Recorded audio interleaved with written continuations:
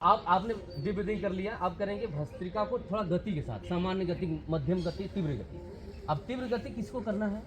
जिनको किसी प्रकार की व्याधि नहीं, यानी कि लंग्स में किसी को हार्ट में स्टेंट पड़ा है वो व्यक्ति ना करें, कोलेस्ट्रॉल बढ़ा हुआ उनको नहीं करना है, जिनको बीपी बढ़ा हुआ है उनको बिल्कुल नहीं करना है। बीपी वालों के लिए तीव्र गति से, गति के साथ। कैसे?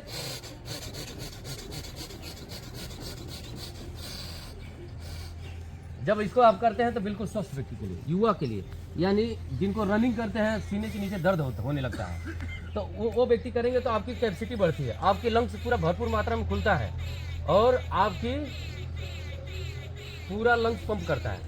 100% ऑक्सीजन मिलता है। जब ऑक्सीजन मिलता है तो आप जैसे हैं वैसे ही आप 100 साल तक जिएंगे, 100 साल तक आप जीते रहेंगे। कपालभाति आप लोग करते रहिए, बातों को सुनते रहिए। हम लोगों के बीच में धीरज वैद्य जी आ चुके हैं और हम उनसे आग्रह करेंगे कि वो मंच पर आएं।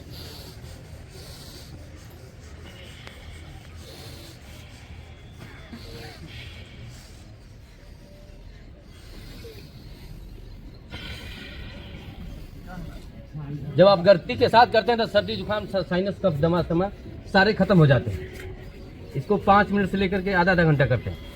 परम पूज्य स्वामी जी महाराज कभी देखे होंगे, परम पूज्य स्वामी जी महाराज, स्वामी रामदेव जी महाराज कभी भी देखे, गर्मी हो, ठंडी हो, बरसात हो, एक ही वस्त्र में रहते हैं। क्यों रहते हैं? भस्त्रिका प्राणायाम को गति के साथ, तीव्र गति के साथ करते हैं। आइए, आपका स्वागत है माननीय धीरज जी। तो परम पूज्य स्वामी जी है, उनको भी भस्म करता है जब आप गति के साथ करते हैं। लेकिन उसके साथ साथ आपको मल्टीपल प्रॉब्लम है, बीपी है, किडनी है, तो उसमें नहीं करना। नहीं तो बीपी बढ़ जाएगी, किडनी का क्रिएटिनिन बढ़ जाएगा, लीवर फेल है तो लीवर का एसाइटिस है, लीवर में पानी भरा हुआ है तो आपका लीवर प्रॉब्लम बढ़ जाएगा। तो इसमें कुछ सावधानी। जिनको सिर्फ कैंसर है कहीं पर भी, तो गति के साथ करते हैं। तो गर्मी होती है तो कोई भी चीज़ जल जाता है, भस्म हो जाता है, कोई भी गांठें बॉडी में एक्स्ट्रा जो भी प्रॉब्लम रहती है तो उसको जलाने का काम करता है। जब हम गति के साथ करते हैं, आपके जब शरीर में कफ की प्रकृति है, आपकी कफ बार बार सर्दी जुकाम होता रहता है, कफ जमा रहता है, बलगम बना रहता है, इसको करना है।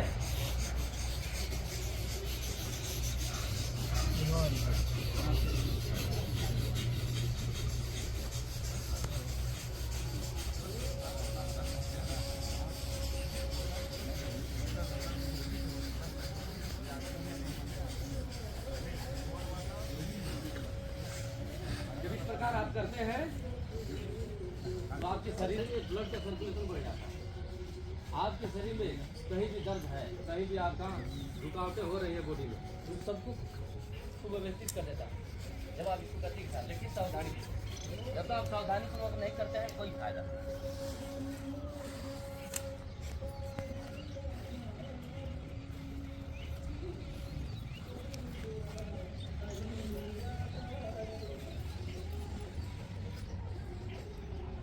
तो भस्त्रिका प्राणायाम ऐसे ही करते रहें और सबको करें, डेली करें, रेगुलर करना। एक दिन करने से नहीं होगा, एक दिन करेंगे कोई फायदा नहीं मिलने वाला, डेली करना है आपको।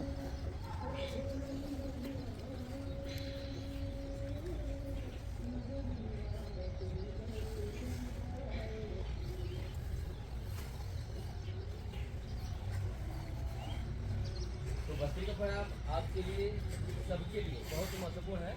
इसको रेगुलर करना। सर भोजन के 3 घंटे बाद कर सकते हैं?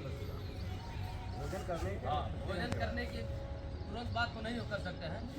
प्रयास आपका यही रहेगा कि खाली पेट करें, खाली पेट डीप ब्रीथिंग कर सकते हैं। इससे पहले वाला जो है खाली पेट कभी भी कर सकते हैं, धीरे धीरे। जो अभी मैं इससे पहले जो बताया था डीप ब्रीथिंग, उसको कभी भी कर सकते हैं डीप ब्रीथिंग। लेकिन ये जो अभी गति के साथ कर रहे हैं, धीमी गति, उसमें आपको खाली पेट ही महत्वपूर्ण रहता है।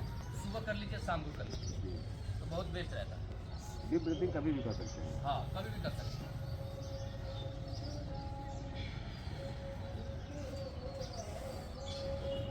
तो आगे सबको समझ में भस्त्रिका प्राणायाम। कुछ भी इसमें पूछना हो तो उसके लिए हम आपको दिशा दे सकते हैं। खाली पेट जो है कि 5 मिनट 10 मिनट कर लेंगे। चलिए, पैरों में दर्द हो गया होगा, थोड़ा पैरों को सीधा कर लीजिए। क्या है कि बहुत लोग बैठे बैठे ना पैरों में झंझनाहट सी हो जाती है। बहुत लोगों को मैं देखा हूँ, वो पैरों में झंझनाहट जब हो जाती है तो पैरों को सीधा कर लेते हैं, पैरों को सीधा कर लेते हैं और दोनों हाथ कमर के पास दंड आसन में आ जाते हैं और इसमें कमर गर्दन बिल्कुल सीधी करते हुए 5-5 उंगलियों से शुरू करते हैं। 5-5 उंगली यानी जो आपके पैरों की उंगली है, सांसों के साथ सांस में सांस की गति का चयन करते हुए, जैसे मैंने आपको बताया था, जब सांस भरते हैं तो पैरों को मोड़ेंगे, सांसों को छोड़ते हैं तो अपने तरफ लेना, सांसों को भरते हैं, सांसों को छोड़ते हैं, सांस को सांस की गति के साथ। जब आप ऐसे करते हैं तो आपके पैरों में दर्द हो जाते हैं। चलते चलते जैसे यहाँ के देख रहे होंगे, घर में जैसे जाते हैं तो हर जगह फर्श बना हुआ है। अगर यहाँ पर देख रहे हैं बहुत सी जगह पहले बिगड़ा रहता है, यहाँ पर खाल ऊपर नीचे रहता है, तो आपका पैर कैसे चल रहा है? ज़्यादातर आपका फर्श पर चलता है। जैसे बाहर निकले तो आप साधन का उपयोग कर लेते हैं, लेकिन बैलेंस बिगड़ जाता है, इसलिए कि जब आप खेत में चले जाते हैं, बेड़ियों पर चले जाते हैं तो बैलेंस बिगड़ता है। जब आप ऐसे करते हैं तो बैलेंस नहीं बिगड़ेंगे, आप पैरों के एंकल चले जाएंगे सांसों के साथ।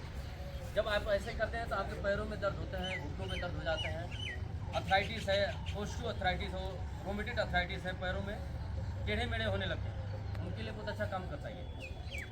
जोड़ों में दर्द होते हैं, चलते चलते आप थक जाते हैं, थोड़ा जॉगिंग करते हैं, थोड़ा ही चलते हैं तो आपके घुटनों में दर्द बढ़ जाते हैं, तो उनके लिए बहुत अच्छा काम करता है।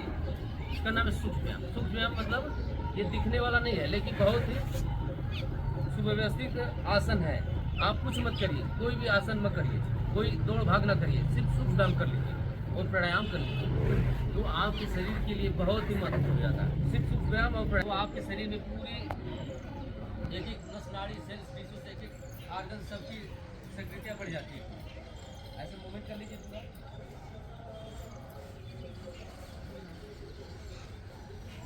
जैसे कि घुटनों में बहुत से डॉक्टर के पास जाते हैं तो डॉक्टर क्या बोलते हैं कि आपके घुटने में की कार्टिलेज है, सूख गई है घुटनों के लिए। जैसे घुटने को क्या करना है, पटेले को खींचना है, स्वयं खींचना है, स्वयं खींचिए, फिर छोड़िए सांसों के साथ, सांस भर के खींचिए पूरा, हाँ खींचिए, स्वयं खींचिए, हाथ नहीं लगाना है, स्वयं सिर्फ आपको स्वयं खींचेंगे, स्वयं छोड़ेंगे।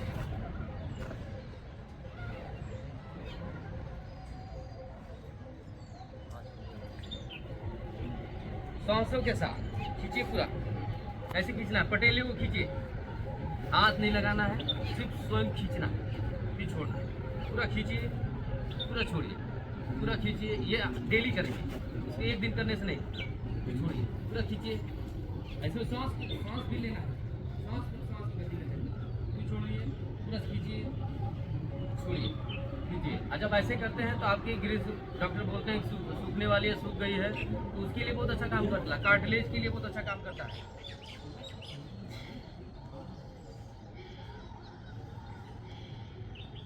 पैरों को मूवमेंट कर लीजिए, घुमा लीजिए। अब ऐसे जब करते हैं सूक्ष्म व्यायाम तो आप नीचे बैठने में आपको असमर्थ रहते हैं, पैरों में दर्द हो जाता है, 10-10, 15-15, 50-50 राउंड ले जाना है। थोड़ा पैरों को आगे खींच सकते हैं, आगे हो जाए तो ठीक है, नहीं हो रहा है तो कोई बात नहीं, घुटने तक नहीं ले रखिए, सांस भरते हुए चेस्ट पर ले जाइए, चेस्ट से मैट पर ले जाइए।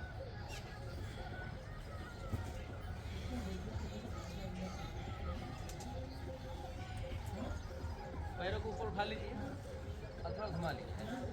कभी देखे होंगे हमारे नन्हे मुन्ने बच्चे रोते हैं तो कैसे शांत कराते हैं, ऐसे शांत कराते हैं नन्हे मुन्ने बच्चों को, ऐसे शांत कराते हैं ना, तो ऐसे अपने पैरों को सच्चा साथी है।